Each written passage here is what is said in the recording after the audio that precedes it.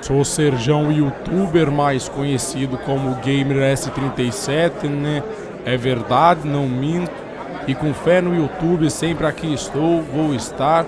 Tô aqui firme para o meu vídeo upar. Já tomou flag já? Tomo, aqui é YouTube. Tanto que até não devemos falar isso aí não, né? Devido a algum bot do YouTube, os direitos de terceiro das empresas. É ruim a gente falar isso, né? Deixa assim uma má impressão, né? Mas flag tem depois que aconteceu, né? Quantos flags você já tomou? Uai, tomei um flag da primeira de verdade, mas valeu por um strike ou mask.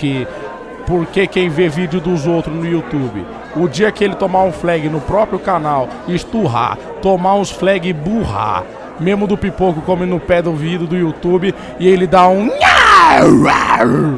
daquele jeito, é perigoso, o nego treme nas bases, se ele tiver na hora é perigoso até strike ele tomar.